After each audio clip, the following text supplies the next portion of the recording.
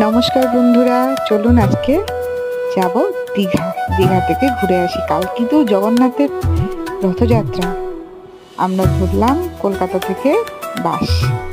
দেখুন ওই যে হাওড়া ব্রিজটা দেখা যাচ্ছে, ওই হাওড়া ব্রিজ আমরা গেছিলাম SBSTC বাসে করে দীঘাতে।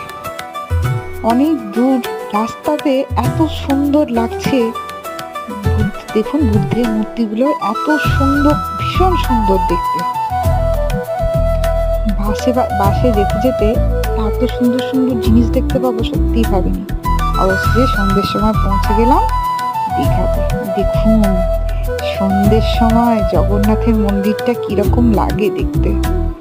চারিদিকে আলো জ্বলছে আর এত সুন্দর লাগছে। রাতের সৌন্দর্যই আলাদা। দিনেরটা কালকে দেখাবো, আজকে রাতেরটা দেখে নিন। অপরূপ এক সুন্দর দৃশ্য।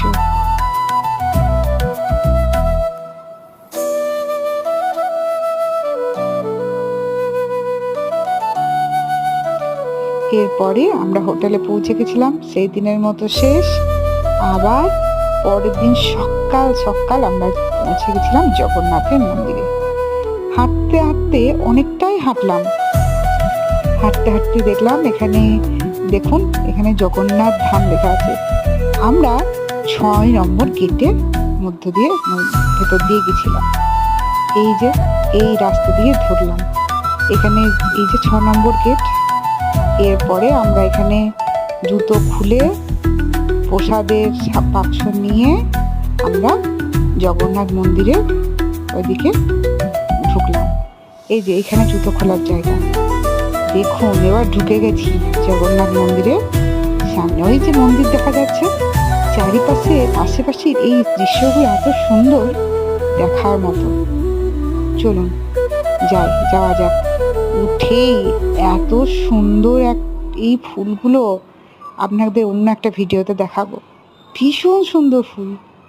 মন্দিরে ঢুকে প্রথমে অনেকগুলো গেট, প্রথমে একটা মন্দিরে ঢুকেই এরকম, আবার ওইখান থেকে বেরিয়ে এই আরেকটা মন্দিরে প্রবেশ করলাম। ওখান দিয়েও সোজা যে ঢুকে যেতে হবে। এইখানে যে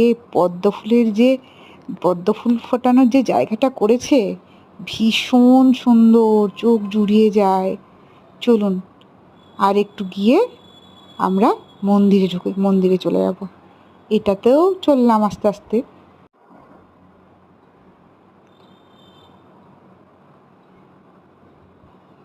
এই দেখুন